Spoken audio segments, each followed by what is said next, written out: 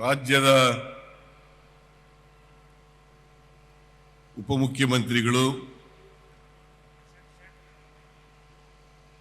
ಪ್ರದೇಶ ಕಾಂಗ್ರೆಸ್ ಸಮಿತಿಯ ಅಧ್ಯಕ್ಷರು ಆದಂತ ಮಾನ್ಯ ಡಿ.ಕೆ. ಶಿವಕುಮಾರ್ ಅವರೇ,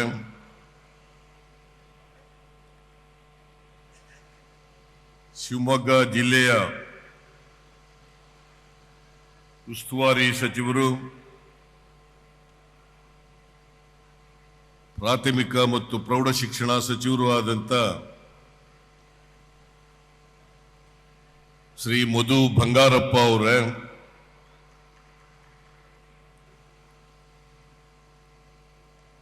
ಯುವ ನಿಧಿ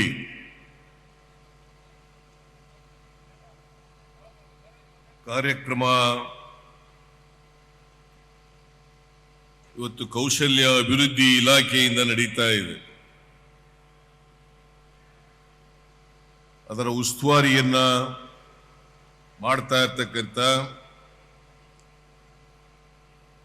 ಡಾಕ್ಟರ್ ಶರಣ ಪ್ರಕಾಶ್ ಪಾಟೀಲ್ ಅವರೇ,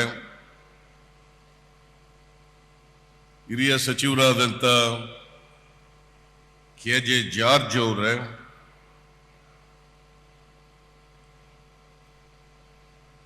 ಉನ್ನತ ಶಿಕ್ಷಣ ಸಚಿವರಾದಂಥ ಸುಧಾಕರ್ ಅವರೇ,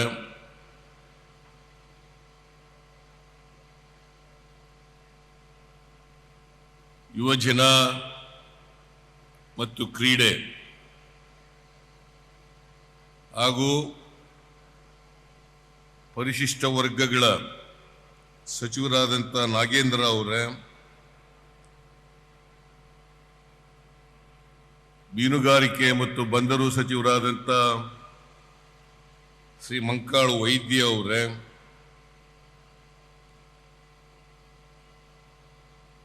ಈ ಸಮಾರಂಭದ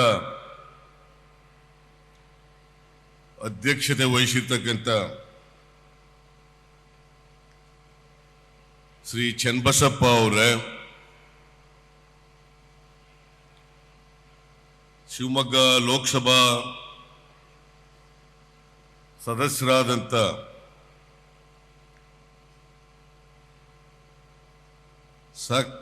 ಶ್ರೀ ಬಿ.ವೈ. ರಾಘವೇಂದ್ರ ಅವರೇ, ಶಾಸಕರುಗಳಾದಂಥ ಸಂಗಮೇಶ್ ಅವರೇ,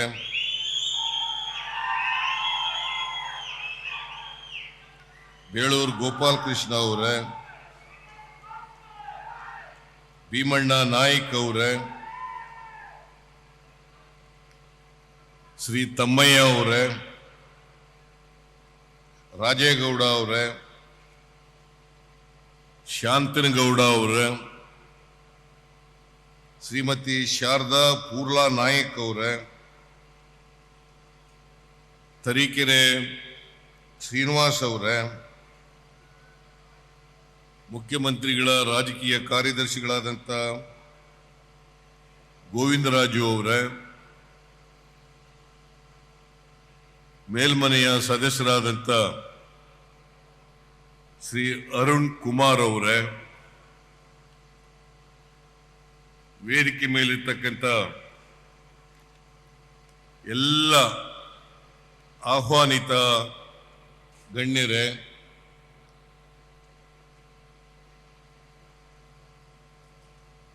ಜಿಲ್ಲೆಯ ಮತ್ತು ರಾಜ್ಯ ಮಟ್ಟದ ಎಲ್ಲ ಅಧಿಕಾರಿ ಸ್ನೇಹಿತರೇ, ಇಲ್ಲಿ ಆಗಮಿಸಿರ್ತಕ್ಕಂಥ ಎಲ್ಲ ಆತ್ಮೀಯ ಸೋದರ ಸೋದರಿಯರೇ, ಎಲ್ಲ ಯುವಕ ಯುವತಿಯರೇ, ಸುದ್ದಿ ಮಾಧ್ಯಮದ ಎಲ್ಲ ಗೆಳೆಯರೇ, ಶಿವಮೊಗ್ಗದಲ್ಲಿ ಇದು ಒಂದು ಐತಿಹಾಸಿಕ ದಿನ ಅಂತ ಹೇಳಿದ್ರೆ ಅದು ಅತಿಶಯೋಕ್ತಿ ಆಗಲಾರದು ಅಂತಕ್ಕಂಥದ್ದು ನನ್ನ ಭಾವನೆ.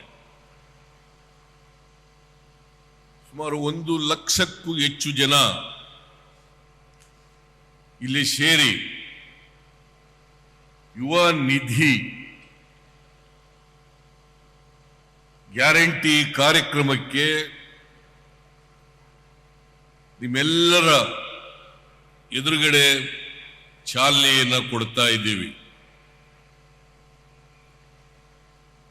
ನಾನು ಮತ್ತು ಡಿ ಕೆ ಶಿವಕುಮಾರ್ ಅವರು, ನಮ್ಮ ಪಿಸಿಸಿ ಅಧ್ಯಕ್ಷರು, ಮತ್ತೆ ಸುರ್ಜೇವಾಲಾ ಅವರು ಚುನಾವಣೆಗಿಂತ ಪೂರ್ವದಲ್ಲಿ ಪ್ರಣಾಳಿಕೆಯನ್ನ ಜನರ ಮುಂದೆ ಇಟ್ಟಿದ್ದು. ಕಾಂಗ್ರೆಸ್ ಪಕ್ಷದ ಪ್ರಣಾಳಿಕೆ. ಆ ಪ್ರಣಾಳಿಕೆಯಲ್ಲಿ ಬಹಳ ಮುಖ್ಯವಾಗಿ 5 ಗ್ಯಾರಂಟಿಗಳನ್ನ ಘೋಷಣೆ ಮಾಡಿದ್ದು. 5 ಗ್ಯಾರಂಟಿಗಳನ್ನ ಘೋಷಣೆ ಮಾಡಿದ್ದು. ಶಕ್ತಿ ಯೋಜನೆ, ಗೃಹ ಜ್ಯೋತಿ, ಅನ್ನಭಾಗ್ಯ, ಗೃಹಲಕ್ಷ್ಮಿ, ಯುವ ನಿಧಿ. ಈ ಗ್ಯಾರಂಟಿಗಳನ್ನು ನಾವು ಘೋಷಣೆ ಮಾಡಿದ್ದು. ನಾವು ಮ್ಯಾನಿಫೆಸ್ಟೋನಲ್ಲಿ ಇರ್ತಕ್ಕಂಥ ಎಲ್ಲ ವಾಗ್ದಾನಗಳನ್ನು ಕೂಡ ನಾವು ಅಧಿಕಾರಕ್ಕೆ ಬಂದ ತಕ್ಷಣನೇ ಜಾರಿ ಮಾಡ್ತೀವಿ ಅಂತೇಳಿ ನಾವು ಭರವಸೆ ಕೊಟ್ಟಿರಲಿಲ್ಲ. ಆದರೆ ಈ 5 ಪ್ರಮುಖ ಗ್ಯಾರಂಟಿಗಳನ್ನ ಅಧಿಕಾರಕ್ಕೆ ಬಂದ ತಕ್ಷಣನೇ ಜಾರಿ ಕೊಡ್ತೇವೆ ಅಂತಕ್ಕಂಥ ಭರವಸೆಯನ್ನ ಈ ನಾಡಿನ ಜನರಿಗೆ ನಾವು ಕೊಟ್ಟಿದ್ದು. ಕಾರಣ ಯಾಕಪ್ಪ ಅಂತಂದ್ರೆ, ಇವತ್ತು ನಿರುದ್ಯೋಗದ ಸಮಸ್ಯೆ ಜಾಸ್ತಿ ಆಗಿದೆ, ರೈತರ ಸಮಸ್ಯೆಗಳು ಜಾಸ್ತಿ ಆಗಿದೆ, ಆಹಾರ ಪದಾರ್ಥಗಳ ಬೆಲೆ ಗಗನಕ್ಕೇರಿದೆ. ಇಂಥ ಸಂದರ್ಭದಲ್ಲಿ ಯಾರು ಸಮಾಜದಲ್ಲಿರ್ತಕ್ಕಂಥ ಬಡವರಿದ್ದಾರೆ, ದಲಿತರು, ಹಿಂದುಳಿದವರು, ಅಲ್ಪಸಂಖ್ಯಾತರು, ಮಹಿಳೆಯರು, ರೈತರು, ಈ ವರ್ಗದ ಜನರಿಗೆ ಆರ್ಥಿಕವಾಗಿ, ಸಾಮಾಜಿಕವಾಗಿ ಶಕ್ತಿಯನ್ನು ತುಂಬಬೇಕು. ಅವರ ಕೊಳ್ಳತಕ್ಕಂಥ ಶಕ್ತಿಯನ್ನು ಜಾಸ್ತಿ ಮಾಡಬೇಕು. ಇಲ್ಲದೆ ಹೋದರೆ ಸಮಾಜದಲ್ಲಿ ಅವರು ಬಹಳ ಕಷ್ಟಗಳನ್ನು ಅನುಭವಿಸಬೇಕಾಗ್ತದೆ.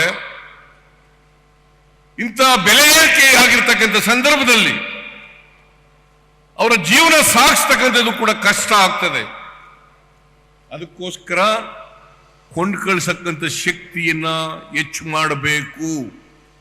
ಆ ಕಾರಣಕ್ಕೋಸ್ಕರ ನಾವು ಮ್ಯಾನಿಫೆಸ್ಟೋ ಮೂಲಕ ಅನೇಕ ಭರವಸೆಗಳನ್ನು ಜನರಿಗೆ ಕೊಟ್ಟಿದ್ರು ಕೂಡ ಈ 5 ಪ್ರಮುಖ ಭರವಸೆಗಳನ್ನ, ಗ್ಯಾರಂಟಿಗಳನ್ನ ಅಧಿಕಾರಕ್ಕೆ ಬಂದ ತಕ್ಷಣನೇ ಜಾರಿ ಕೊಡ್ತೇವೆ ಅಂತಕ್ಕಂಥ ಮಾತನ್ನ ಕೊಟ್ಟಿದ್ದು.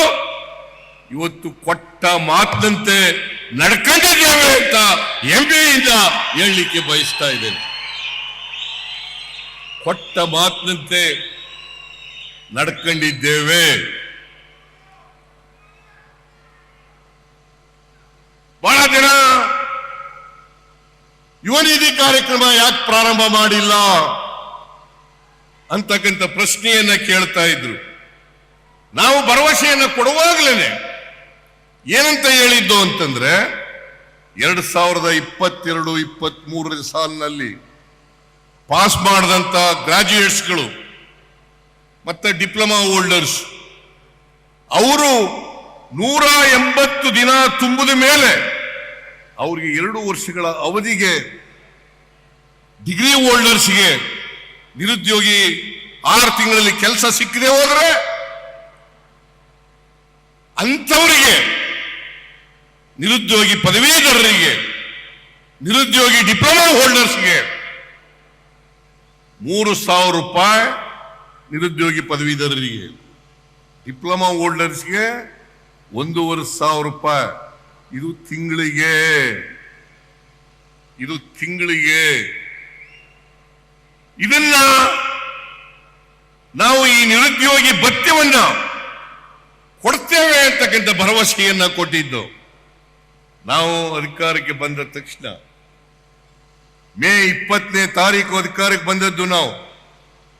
ಬಂದ ತಕ್ಷಣವೇ ನಾನು DK ಶಿವಕುಮಾರ್ ಇನ್ನೂ 8 ಜನ ಹಿರಿಯ ಸದಸ್ಯರುಗಳು ಮಂತ್ರಿಗಳಾಗಿ ಪ್ರಮಾಣ ವಚನ ಸ್ವೀಕಾರ ಮಾಡೋದು ನೇರವಾಗಿ ಕಂಠೀರವ ಸ್ಟೇಡಿಯಂನಿಂದ ವಿಧಾನಸೌಧದ ಕ್ಯಾಬಿನೆಟ್ ಹಾಲಿಗೆ ಬಂದು ಅವತ್ತೇ 5 ಗ್ಯಾರಂಟಿಗಳನ್ನ ತೀರ್ಮಾನ ಮಾಡಿ ಆದೇಶವನ್ನ ಕೊಟ್ಟದ್ದು ನಮ್ಮ ಸರ್ಕಾರ ಅಂತಕ್ಕಂಥದ್ದನ್ನು ಹೆಮ್ಮೆಯಿಂದ ಹೇಳಲಿಕ್ಕೆ ಬಯಸ್ತಾ ಇದ್ದೇನೆ. ನೇರವಾಗಿ ಬಂದು ನಾವು ಮೇ ತಿಂಗಳಲ್ಲಿ ಅಧಿಕಾರಕ್ಕೆ ಬಂದು ಜೂನ್ 11ನೇ ತಾರೀಕಿಗೆ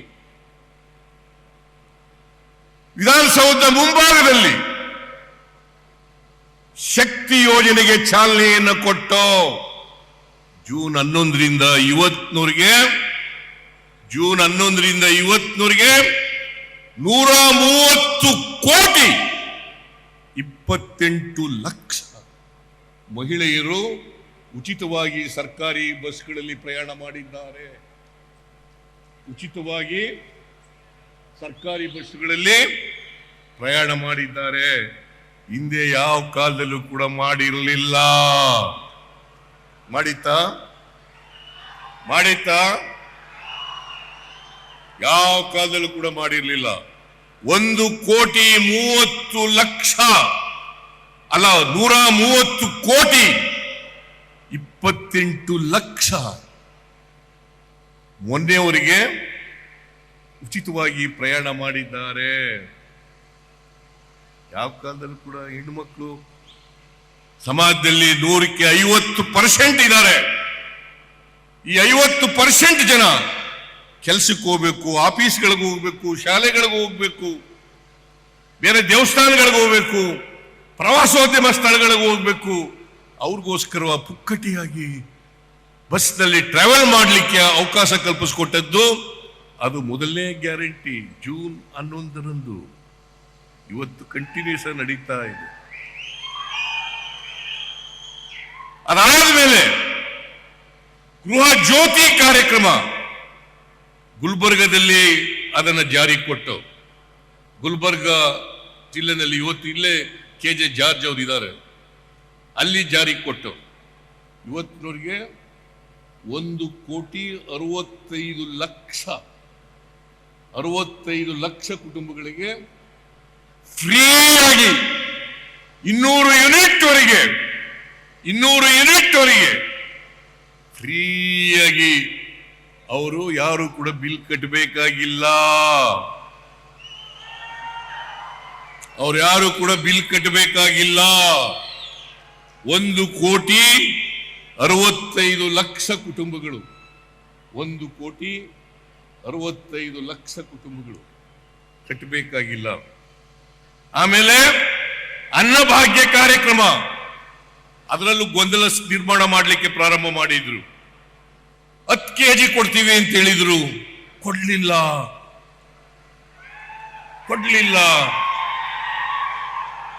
ನಾನು ಹೇಳಿದ್ದು 5 kg ಜೊತೆಗೆ 5 kg ಅಕ್ಕಿಯನ್ನು ಕೊಡ್ತೇವೆ ಅಥವಾ ಆಹಾರ ಪದಾರ್ಥಗಳನ್ನು ಕೊಡ್ತೇವೆ ಅಂತ ಹೇಳಿದ್ದು.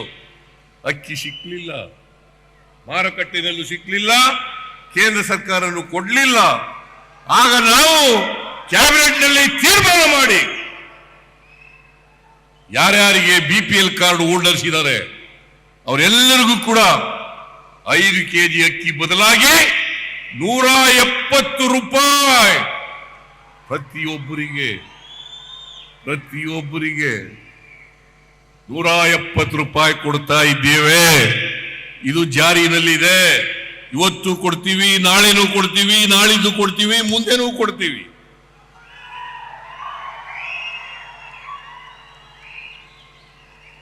ಕೊಡ್ತೀವಿ. ಅದ್ರ ಜೊತೆಗೆ ಗೃಹ ಲಕ್ಷ್ಮಿ ಮೈಸೂರಿನಲ್ಲಿ ಅದಕ್ಕೆ ಚಾಲನೆಯನ್ನು ಕೊಟ್ಟು ನಾನು, ರಾಹುಲ್ ಗಾಂಧಿಯವರು, ಮಲ್ಲಿಕಾರ್ಜುನ ಖರ್ಗೆಯವರು, DK ಶಿವಕುಮಾರ್ ಅವರು, ಲಕ್ಷ್ಮೀ ಹೆಬ್ಬಾಳ್ಕರ್ ಅವರು, ನಾವೆಲ್ಲರೂ ಕೂಡ ಸೇರಿ ಆಗಸ್ಟ್ ತಿಂಗಳಲ್ಲಿ ಸುಮಾರು 1,18,00,000 1,17,00,000 ಮಹಿಳಾ ಯಜಮಾನರಿಗೆ, ಕುಟುಂಬದ ಯಜಮಾನಿಯರಿಗೆ 1,18,00,000. ಮಹಿಳೆಯರಿಗೆ ತಿಂಗಳಿಗೆ 2,000 ರೂಪಾಯಿ. ಯಾವಲಾರು ಕೊಟ್ಟಿದ್ರ? ಯಾವಲಾರು ಕೊಟ್ಟಿದ್ರೇನ್ರಿ? ಕೊಟ್ಟಿರ್ಲಿಲ್ಲ. 2,000 ರೂಪಾಯಿ ತಿಂಗಳಿಗೆ. ಇವತ್ತು ಯುವ ನಿಧಿ ಕಾರ್ಯಕ್ರಮವನ್ನ ಶಿವಮೊಗ್ಗ ನಗರದಲ್ಲಿ ಇವತ್ತು ಚಾಲನೆಯನ್ನು ಕೊಟ್ಟಿದ್ದೇವೆ. 2 ವರ್ಷದವರೆಗೆ ಕೊಡ್ತೇವೆ. ಜೊತೆಗೆ ಅವ್ರಿಗೆಲ್ರಿಗೂ ಕೂಡ ಸ್ಕಿಲ್ ಟ್ರೈನಿಂಗ್ ಕೂಡ ಕೊಡ್ತೇವೆ. ಶರಣ್ ಪ್ರಕಾಶ್, ಸ್ಕಿಲ್ ಟ್ರೈನಿಂಗ್ ಕೂಡ ಕೊಡ್ತೇವೆ. ಜೊತೆಗೆ ಉದ್ಯೋಗ ಮೇಳವನ್ನು ಕೂಡ ಏರ್ಪಾಡು ಮಾಡ್ತೇವೆ. ಉದ್ಯೋಗ ಇಲ್ಲಿ ಸಿಗಬೇಕು, ನಾಡಿನಲ್ಲಿ ಸಿಗಬೇಕು, ದೇಶದಲ್ಲಿ ಸಿಗಬೇಕು. ಅಷ್ಟೇ ಅಲ್ಲ, ವಿದೇಶಗಳಲ್ಲಿಯೂ ಕೂಡ ಸಿಗಬೇಕಾಗ್ತದೆ. ಅಂತ ಸ್ಕಿಲ್ ಟ್ರೈನಿಂಗ್ ಅನ್ನ ಯುವಕ ಯುವತಿಯರಿಗೆ ಕೊಡ್ತೇವೆ ಜೊತೆಯಲ್ಲಿ ಅಂತಕ್ಕಂಥ ಮಾತುಗಳನ್ನು ಹೇಳಲಿಕ್ಕೆ ಬಯಸ್ತಾ ಇದ್ದೇನೆ.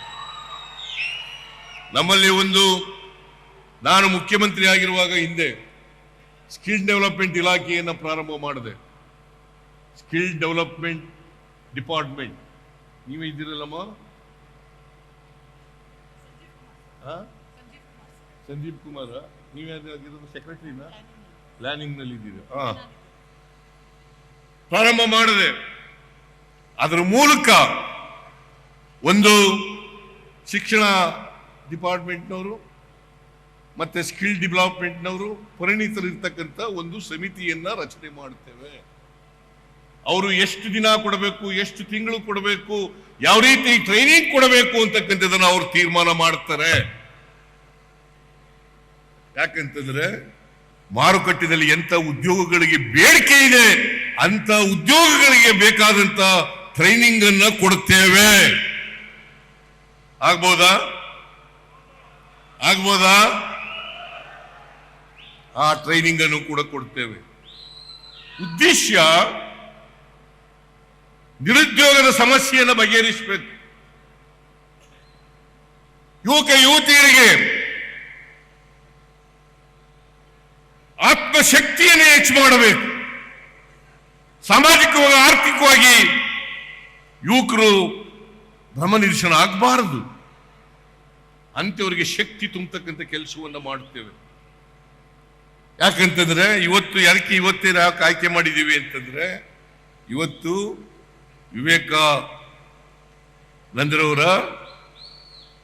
ವಿವೇಕಾನಂದರವರ ಜನ್ಮದಿನ. ಅವರು ಹುಟ್ಟಿದ್ದು 1863 ಜನವರಿ 12ನೇ ತಾರೀಕು. ಜನವರಿ 12, 1863. ಅದರಿಂದ ಇವತ್ತೇ ಜನವರಿ 12ನೇ ತಾರೀಕೆ ಯುವ ದಿನ ಆಚರಣೆ ಮಾಡ್ತಾ ಇದ್ದೀವಿ. ಅವ್ರ ಜನ್ಮದಿನವನ್ನ ಯುವ ದಿನವನ್ನಾಗಿ ಆಚರಣೆ ಮಾಡ್ತಾ ಇದ್ದೀವಿ. ಆ ದಿನವೇ ಯುವ ನಿಧಿ ಕಾರ್ಯಕ್ರಮವನ್ನ ಜಾರಿ ಕೊಡಬೇಕು ಅಂತೇಳಿ ಇವತ್ತು ನಾವು ಚಾಲನೆಯನ್ನ ಕೊಟ್ಟಿದ್ದೇವೆ. ಇವತ್ತಿನವರಿಗೆ 70,000 ಜನ ಯುವಕ ಯುವತಿಯರು ನೋಂದಾಯಿಸಿಕೊಂಡಿದ್ದಾರೆ. 70,000 ಜನ ಯುವಕ ಯುವತಿಯರು ನೋಂದಾಯಿಸಿಕೊಂಡಿದ್ದಾರೆ. ಅದರಲ್ಲಿ 4 ಲಕ್ಷದ ಸುಮಾರು 20,000 2022-23ರಲ್ಲಿ ಪಾಸ್ ಮಾಡಿರ್ತಕ್ಕಂಥ ಯುವಕ ಯುವತಿಯರಿದ್ದಾರೆ. 4,20,000 ಯುವಕ ಯುವತಿಯರಿದ್ದಾರೆ.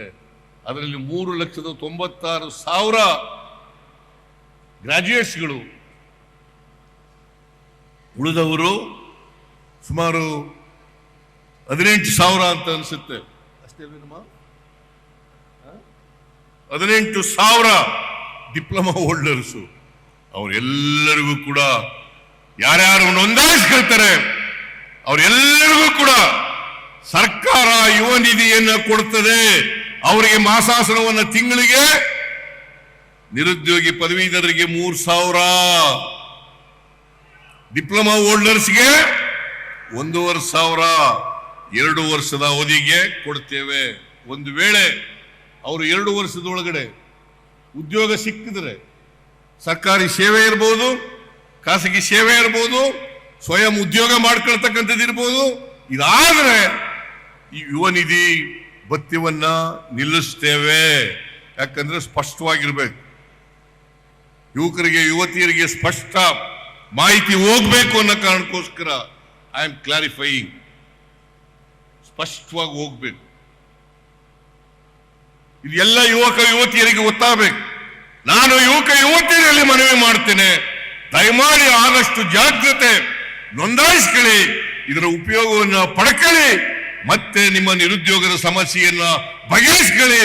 ನಾವು ಟ್ರೈನಿಂಗ್ ಕೂಡ ಕೊಡ್ತೇವೆ ಅಂತಕ್ಕಂಥ ಮಾತುಗಳನ್ನ ಎಲ್ಲ ರಾಜ್ಯದ ಯುವಕ ಯುವತಿಯರಿಗೆ ಹೇಳಲಿಕ್ಕೆ ಬಯಸ್ತಾ ಇದ್ದೇನೆ. ಈ ರಾಜ್ಯದ ಎಲ್ಲ ಯುವಕ ಯುವತಿಯರಿಗೆ ಕೊಡ್ಲಿಕ್ಕೆ ಬಯಸ್ತಾ ಇದ್ದೇವೆ. ವಿವೇಕಾನಂದರವರು ಹೇಳಿದ್ರು, ಹೇಳಿ ಎದ್ದೇಳಿ, ಗುರಿ ಮುಟ್ಟವರಿಗೆ ನಿಲ್ಲಬೇಡಿ. ಹೇಳಿ ಎದ್ದೇಳಿ, ಗುರಿ ಮುಟ್ಟವರಿಗೆ ನಿಲ್ಬೇಡಿ ಅಂತ ವಿವೇಕಾನಂದರು ಹೇಳಿದಂತ ಮಾತು ನನ್ನ ಮಾತಲ್ಲ. ಇದು ಯಾವ ಸಮಾಜ ಹಸಿದವರಿಗೆ ಅನ್ನ ಕೊಡಲ್ಲ, ವಿವೇಕಾನಂದರವರು ಹೇಳಿದಂತ ಮಾತು. ಯಾವ ಸಮಾಜ ಹಸಿದವರಿಗೆ ಅನ್ನ ಕೊಡಲ್ಲ, ಅಂತ ಸಮಾಜದಲ್ಲಿ, ಅಂತ ಧರ್ಮದಲ್ಲಿ ನನಗೆ ನಂಬಿಕೆ ಇಲ್ಲ. ಇದು ಯಾರು ಹೇಳಿದ್ದು? ವಿವೇಕಾನಂದರು ಹೇಳಿದಂತ ಮಾತು, ನಾನು ಹೇಳಿದಂತ ಮಾತಲ್ಲ. ಪೂಲನಾಯ್ಕ ವಿವೇಕಾನಂದರು ಹೇಳಿದಂತ ಮಾತು. ಯಾವ ಧರ್ಮದಲ್ಲಿ ಅನ್ನ ಕೊಡಲ್ಲ, ಯಾವ ಸಮಾಜ ಅನ್ನ ಕೊಡಲ್ಲ ಹಸಿದವರಿಗೆ, ಅಂತ ಸಮಾಜದಲ್ಲಿ ನಂಬಿಕೆ ಇಲ್ಲ, ಧರ್ಮದಲ್ಲಿ ನಂಬಿಕೆ ಇಲ್ಲ. ಯಾರು ಹೇಳಿದ್ದು? ವಿವೇಕಾನಂದರಂತ ಸಂತ, ವಿವೇಕಾನಂದರಂತ ಸಂತ ಹೇಳಿದಂತ ಮಾತು. ವಿವೇಕಾನಂದರವರ ಜಯಂತಿಯನ್ನು ಆಚರಣೆ ಮಾಡಲಿಕ್ಕೆ ಪ್ರಾರಂಭ ಮಾಡಿದ್ದು ರಾಜೀವ್ ಗಾಂಧಿಯವರ ಕಾಲದಲ್ಲಿ 1984 85ನೇ ಇಸ್ವಿನಲ್ಲಿ ಜಾರಿ ಆಯಿತು ರಾಜೀವ್ ಗಾಂಧಿಯವರು. ಯಾಕಂದ್ರೆ ರಾಜೀವ್ ಗಾಂಧಿ ಅವ್ರಿಗೂ ಕೂಡ ಯುವಕರ ಬಗ್ಗೆ ಅಪಾರವಾದಂತ ನಂಬಿಕೆ, ವಿಶ್ವಾಸ ಇತ್ತು. ಹಾಗೇನೆ ವಿವೇಕಾನಂದರಿಗೂ ಕೂಡ ಯುವಕರ ಮೇಲೆ, ಯುವಕ ಶಕ್ತಿಯ ಮೇಲೆ ಅಪಾರವಾದಂತ ನಂಬಿಕೆ, ವಿಶ್ವಾಸ ಇಟ್ಟುಕೊಂಡಿದ್ರು. ಯುವಕರೇ, ಯುವತಿಯರೇ ಈ ದೇಶದ ಆಸ್ತಿ ಅಂತಕ್ಕಂಥ ಮಾತುಗಳನ್ನ ಹೇಳ್ತಾ ಇದ್ರು. ಅದಕ್ಕೋಸ್ಕರ ಈ ಯುವನಿಧಿ ಕಾರ್ಯಕ್ರಮವನ್ನ ವಿವೇಕಾನಂದರವರ ಜಯಂತಿ ದಿನದಂದೇ ಆಚರಣೆ ಮಾಡಬೇಕು ಅಂತ ಹೇಳಿ ಇವತ್ತು ಶಿವಮೊಗ್ಗದಲ್ಲಿ ಇದನ್ನ ಆಚರಣೆಗೆ ಕೊಟ್ಟಿದ್ದೇವೆ. ನಿರುದ್ಯೋಗ ಈ ದೇಶದಲ್ಲಿ ಬೆಳೀತಾ ಇದೆ.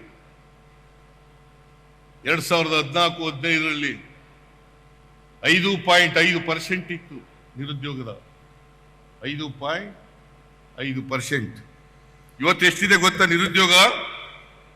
100ಕ್ಕೆ 10.5. 100ಕ್ಕೆ 10.5 ಇವತ್ತು ನಿರುದ್ಯೋಗ ಬೆಳೆದಿದೆ. 5.5ರಿಂದ 10.5ಕ್ಕೆ ಏರಿದೆ. ನಿರುದ್ಯೋಗದ ಸಮಸ್ಯೆ ಬಗೆಹರಿದಿಲ್ಲ, ಜಾಸ್ತಿ ಆಗ್ತಾ ಇದೆ. ಯುವಕರು ನಮಗೆ ಭವಿಷ್ಯ ಇಲ್ಲ ಅಂತ ಹೇಳಿ ಭ್ರಮನಿಷ್ಠರಾಗ್ತಾ ಇದ್ದಾರೆ. ಇಂಥ ಪರಿಸ್ಥಿತಿಯಲ್ಲಿ ಯುವ ನಿಧಿ ಮಾಡಬೇಕೋ ಬೇಡ? ಮಾಡಬೇಕು. ಅದಕ್ಕೋಸ್ಕರ ನಮ್ಮ ಪಕ್ಷ, ನಮ್ಮ ಸರ್ಕಾರ ಇದನ್ನ ತೀರ್ಮಾನ ಮಾಡಿ ಇವತ್ತು ಈ ಯುವ ನಿಧಿಯ ಕಾರ್ಯಕ್ರಮವನ್ನು ಮಾಡಿದ್ದೇವೆ. ಇವತ್ತು ರಾಜ್ಯದ 1,50,00,000 ಕುಟುಂಬಗಳು ಒಂದಲ್ಲ ಒಂದು ಸುಮಾರು 5,000ದಿಂದ 6,000 ರೂಪಾಯಿ ಸರ್ಕಾರದಿಂದ ಪಡಿತಾ ಇದ್ದಾವೆ. 5,000ದಿಂದ 6,000 ರೂಪಾಯಿ ಸರ್ಕಾರದಿಂದ ತಿಂಗಳಿಗೆ, ಪ್ರತಿ ತಿಂಗಳಿಗೆ 5,000 to 6,000 ರೂಪಾಯಿ. ಇದನ್ನ ಯುರೋಪ್ ಕಂಟ್ರಿಗಳಲ್ಲಿ ಯೂನಿವರ್ಸಲ್ ಬೇಸಿಕ್ ಇನ್ಕಮ್ ಅಂತ ಕರೀತಾರೆ. ಯಾವುದು ಗೊತ್ತಾಯ್ತಾ ನಿಮ್ಗೆ? Universal basic income. ಅದನ್ನ ಆ ಪ್ರಿನ್ಸಿಪಲ್ ಏನಿದೆ ಅದನ್ನು ನಮ್ಮ ರಾಜ್ಯದಲ್ಲೂ ಕೂಡ ಅಳವಡಿಸಿದ್ದೀವಿ. ಯಾಕಂದ್ರೆ ಸಮಾಜದಲ್ಲಿ ನಾವು ಬರೀ ಭಾಷಣ ಹೊಡೆದಾಗಲ್ಲ, ಸಮಾಜ ಆಗ್ಬೇಕು, ವರ್ಗರಹಿತವಾದ ಸಮಾಜ ಆಗ್ಬೇಕು, ಜಾತಿ ರಹಿತವಾದಂತ ಸಮಾಜ ಆಗ್ಬೇಕು. ಎಲ್ಲರೂ ಮುಖ್ಯವಾಹಿನಿಗೆ ಬಂದಾಗ ಮಾತ್ರ ಸಮಾಜದಲ್ಲಿರ್ತಕ್ಕಂಥ ಎಲ್ಲರಿಗೂ ಸಾಮಾಜಿಕ ಆರ್ಥಿಕ ಶಕ್ತಿ ತುಂಬಿದಾಗ ಮಾತ್ರ. ಅಂಬೇಡ್ಕರ್ ಅವರು ಒಂದು ಮಾತನ್ನು ಹೇಳಿದ್ರು, ದೇಶಕ್ಕೆ ಬರೀ ರಾಜಕೀಯ ಸ್ವಾತಂತ್ರ್ಯ ಸಿಕ್ಕಿದ್ರೆ ಸಾಲದು, ಅದರ ಜೊತೆಗೆ ಸಾಮಾಜಿಕ ಸ್ವಾತಂತ್ರ್ಯ, ಆರ್ಥಿಕ ಸ್ವಾತಂತ್ರ್ಯ ಎಲ್ಲರಿಗೂ ಸಿಕ್ಕಿದಾಗ ಮಾತ್ರ ದೇಶಕ್ಕೆ ಸ್ವಾತಂತ್ರ್ಯ ಸಿಕ್ಕದಕ್ಕೆ ಸಾರ್ಥಕ ಆಗ್ತದೆ ಅಂತಕ್ಕಂಥ ಮಾತುಗಳನ್ನ ಹೇಳಿದ್ರು. ಅದರಲ್ಲಿ ನಂಬಿಕೆ ಇಟ್ಕೊಂಡಿರ್ತಕ್ಕಂಥವ್ರು ನಾವು. ಅವ್ರು ಇನ್ನೂ ಒಂದು ಮಾತು ಹೇಳಿದ್ರು, ಏನಪ್ಪಾ ಅಂತಂದ್ರೆ ರಾಜಕೀಯ ಪ್ರಜಾಪ್ರಭುತ್ವ, ಸಾಮಾಜಿಕ ಆರ್ಥಿಕ ಪ್ರಜಾಪ್ರಭುತ್ವದ ತಳಹದಿಯ ಮೇಲೆ ನಿಂತಾಗ ಮಾತ್ರ ಆ ರಾಜಕೀಯ ಪ್ರಜಾಪ್ರಭುತ್ವ ಶಾಶ್ವತವಾಗಿ ಉಳಿಲಿಕ್ಕೆ ಸಾಧ್ಯ ಆಗ್ತದೆ, ಶಾಶ್ವತವಾಗಿ ಉಳಿಲಿಕ್ಕೆ ಸಾಧ್ಯ ಆಗ್ತದೆ. ಅದಕ್ಕೋಸ್ಕರ ಇದರಲ್ಲೇ ನಂಬಿಕೆ ಇಟ್ಕೊಂಡಿರ್ತಕ್ಕಂಥವ್ರು ನಾವು. ಇವತ್ತು ರಾಜಕೀಯ ಪ್ರಜಾಪ್ರಭುತ್ವ ಯಶಸ್ವಿ ಆಗ್ಬೇಕಾದ್ರೆ ಪ್ರತಿಯೊಬ್ಬರಿಗೂ ಕೂಡ ಸಾಮಾಜಿಕ ಆರ್ಥಿಕ ಶಕ್ತಿ ಬರಬೇಕು, ಸಾಮಾಜಿಕ ಆರ್ಥಿಕ ಪ್ರಜಾಪ್ರಭುತ್ವ ಬಲಗೊಳ್ಳಬೇಕು. ಇಲ್ಲೇ ಹೋದರೆ ಅಸಮಾನತೆಯಿಂದ ನಡತಕ್ಕಂಥ ಜನ ಯಾವತ್ತಾರು ಒಂದು ದಿನ ರಾಜಕೀಯ ಸ್ವಾತಂತ್ರ್ಯದ ಸೌಧವನ್ನ ಧ್ವಂಸ ಮಾಡ್ತಾರೆ ಅಂತಕ್ಕಂಥ ಮಾತುಗಳ ಎಚ್ಚರಿಕೆಯ ಮಾತುಗಳನ್ನ ಅಂಬೇಡ್ಕರ್ ಅವರು ಹೇಳಿದ್ರು ಅಂತಕ್ಕಂಥದ್ದನ್ನ ಇವತ್ತು ನೆನ್ಕೊಳ್ಳಿಕ್ಕೆ ಬಯಸ್ತಾ ಇದ್ದಾರೆ. ಸಮಾಜದಲ್ಲಿ ಕುವೆಂಪು ಈ ರಾಜ್ಯದ ಈ ಜಿಲ್ಲೆಯವರು ಸರ್ವ ಜನಾಂಗದ ಶಾಂತಿಯ ತೋಟವನ್ನು ಮಾಡಬೇಕು, ಸರ್ವ ಜನಾಂಗದ ಶಾಂತಿಯ ತೋಟ ಆಗ್ಬೇಕು. ಅದು ಮಾಡಬೇಕಾದ್ರೆ ಸಮಾನತೆ ಬರಬೇಕು. ಸಮಾನತೆ ಬರದೇನೆ, ಸಮಾಜ ಆಗದೇನೆ ಪ್ರತಿಯೊಬ್ಬರು ಕೂಡ ಪ್ರೀತಿ ವಿಶ್ವಾಸದಿಂದ ಬದುಕ್ತಕ್ಕಂಥ ವ್ಯವಸ್ಥೆ ನಿರ್ಮಾಣ ಆಗದೇನೆ ಸಮಾಜದಲ್ಲಿ ಶಾಂತಿ ನೆಮ್ಮದಿ ಇರಲಿಕ್ಕೆ ಸಾಧ್ಯ ಇಲ್ಲ. ಸರ್ವ ಜನಾಂಗದ ಶಾಂತಿಯ ತೋಟ ಆಗ್ಲಿಕ್ಕೆ ಸಾಧ್ಯ ಇಲ್ಲ. ನಾನು ಈ ಮಾತನ್ನ ಈ ಜಿಲ್ಲೆಯಲ್ಲಿ ಯಾಕೆ ಹೇಳ್ತಾ ಇದ್ದೀನಿ ಅಂದ್ರೆ, ಈ ಜಿಲ್ಲೆ ಹೋರಾಟದ ಜಿಲ್ಲೆ, ಹೋರಾಟದ ಹಿನ್ನೆಲೆ ಇರ್ತಕ್ಕಂಥ ಜಿಲ್ಲೆ. ಇಲ್ಲಿಂದ ಪ್ರಾರಂಭ ಆಗಲಿ ಸರ್ವ ಜನಾಂಗದ ಶಾಂತಿಯ ತೋಟ, ಇಡೀ ರಾಜ್ಯದಲ್ಲಿ ಇಡೀ ದೇಶದಲ್ಲಿ ಆಗಲಿ ಅಂತೇಳಿ, ನಿರ್ಮಾಣ ಆಗಲಿ ಅಂತೇಳಿ ಈ ಸಂದರ್ಭದಲ್ಲಿ ಆಶಿಸಲಿಕ್ಕೆ ಬಯಸ್ತಾ ಇದ್ದೇನೆ. ಇದು ನಮ್ಮ ಸರ್ಕಾರದ ಆಶಯ. ಸಂವಿಧಾನದ ಆಶಯಗಳನ್ನ, ದೇಶಗಳನ್ನ ಜಾರಿ ಕೊಡ್ತಕ್ಕಂಥದ್ದೇ ನಮ್ಮ ಸರ್ಕಾರದ ಉದ್ದೇಶ.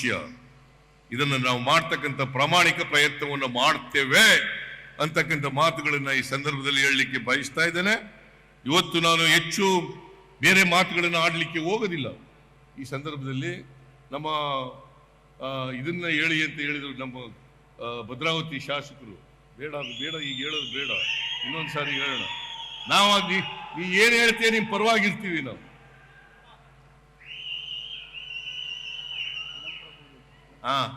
ಅದು ಹೇಳ್ತೀನಿ ಕೊನೆಯಲ್ಲಿ. ಈಗ ನಮ್ಮ ಮಧು ಬಂಗಾರಪ್ಪನವರು ಹೇಳಿದ್ದಾರೆ, ಈ ಫ್ರೀಡಂ ಪಾರ್ಕಿಗೆ, ಇದು ನಾನು ಮುಖ್ಯಮಂತ್ರಿ ಆಗಿರುವಾಗ ಹಳೆ ಜೈಲಿತ್ತು, ಇಲ್ಲಿ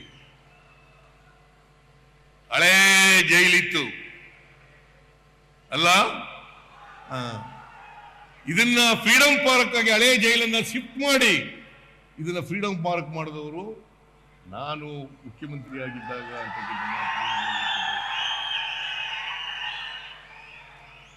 ಅದರಿಂದ ಮಧು ಬಂಗಾರಪ್ಪನವರು ಹೇಳಿದ್ದಾರೆ, ಇದಕ್ಕೆ ಅಲ್ಲಮ ಪ್ರಭು ಅಂತ ಹೆಸರಿಡಬೇಕು ಅಂತ ಹೇಳಿದ್ದಾರೆ. ಚನ್ನಬಸಪ್ಪನವರೇ, ಅಲ್ಲಮ ಪ್ರಭು ನಿಮ್ ಜಿಲ್ಲೆಯವರು, 12ನೇ ಶತಮಾನದವರು, ಕೂತ್ಕೊಳ್ಳಿ ಅನುಭವ ಮಂಟಪದ ಅಧ್ಯಕ್ಷರಾಗಿದ್ದವರು, 12ನೇ ಶತಮಾನದವರು. ಅಲ್ಲಮ್ಮ ಇವತ್ತೇನಾದರೂ ಅನುಭವ ಮಂಟಪ ಇದೆಯಲ್ಲ, ಇವತ್ತಿನ ಪ್ರಜಾಪ್ರಭುತ್ವ, ಇವತ್ತಿನ ಪಾರ್ಲಿಮೆಂಟ್, ಇವತ್ತಿನ ವಿಧಾನಸಭೆ, ಇವತ್ತಿನ ವಿಧಾನ ಪರಿಷತ್ ಅಲ್ಲಿಂದಲೇ ಪ್ರಾರಂಭ ಆದದ್ದು ಅನುಭವ ಮಂಟಪದಿಂದ. ಅದರ ಅಧ್ಯಕ್ಷರಾಗಿದ್ದವರು ಅಲ್ಲಮ ಪ್ರಭು. ಅದರಿಂದ ನನಗನ್ಸುತ್ತೆ ಅಲ್ಲಮ ಪ್ರಭು ಅವರ ಹೆಸರಿರ್ತಕ್ಕಂಥದ್ದು ಸೂಕ್ತ ಅಂತೇಳಿ ಈ ಸಂದರ್ಭದಲ್ಲಿ ಹೇಳಲಿಕ್ಕೆ ಬಯಸ್ತಾ ಇದ್ದೇನೆ. ಆಗ್ಬೋದಾ?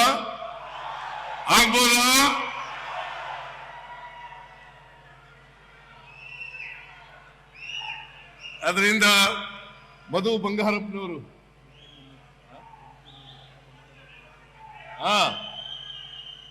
MPM ಬಗ್ಗೆ ಮಾತಾಡಿ ಅಂತ ಹೇಳ್ತಾರೆ. ಇನ್ನೊಂದು ದಿನ ಬಂದಾಗ ಮಾತಾಡ್ತೀನಿ, ಆದ್ರೆ ಅದರ ಪರವಾಗಿರ್ತೇವೆ ನಾವು ಅಂತಕ್ಕಂಥ ಮಾತುಗಳನ್ನ ಈ ಸಂದರ್ಭದಲ್ಲಿ ಹೇಳಲಿಕ್ಕೆ ಬಯಸ್ತಾ ಇದ್ದೇನೆ. ಇಷ್ಟು ಮಾತುಗಳನ್ನ ಹೇಳಿ ಇವತ್ತು ಯುವ ನಿಧಿ ಕಾರ್ಯಕ್ರಮಕ್ಕೆ ಚಾಲನೆಯನ್ನ ಕೊಟ್ಟಿದ್ದೇವೆ. ನಿಮ್ಮೆಲ್ಲರ ಸಮ್ಮುಖದಲ್ಲಿ ನೀವೇ ಸಾಕ್ಷಿಭೂತರು. ಈ ರಾಜ್ಯದಲ್ಲಿ ಬಹಳ ಜನ ಟೀಕೆ ಮಾಡ್ತಾರೆ, 5 ಗ್ಯಾರಂಟಿಗಳು ಎಲ್ಲಿ ಜಾರಿಯಾದ? ಈಗ ಜಾರಿಯಾಗಿರೋದು ಏನಪ್ಪ? ಮತ್ತೆ ನಾನು ಹೇಳೋದೆಲ್ಲ 100% ಸತ್ಯ. ಬೇಕಾದ್ರೆ ವೆರಿಫೈ ಮಾಡಿ. I am ready to go to any, ಯಾವುದೇ ವೇದಿಕೆಗೆ ಹೋಗ್ಲಿಕ್ಕೆ ತಯಾರಾಗಿದೆ. ಅದರಿಂದ ಇಷ್ಟು ಮಾತುಗಳನ್ನ ಹೇಳಿ ಇವತ್ತು ಅತ್ಯಂತ ಸಂತೋಷದಿಂದ ಯುವನಿಧಿ ಕಾರ್ಯಕ್ರಮಕ್ಕೆ ಚಾಲನೆಯನ್ನು ಕೊಟ್ಟು ನನ್ನ ಮಾತುಗಳನ್ನು ಮುಗಿಸ್ತೇನೆ. ನಿಮ್ಮೆಲ್ಲರಿಗೂ ನಮಸ್ಕಾರ. ಜೈ ಹಿಂದ್, ಜೈ ಕರ್ನಾಟಕ. ನ್ಯೂಸ್ ಫಸ್ಟ್, ನಿರ್ಭೀತಿಯಿಂದ ನಿಮ್ಮ ಪರವಾಗಿ.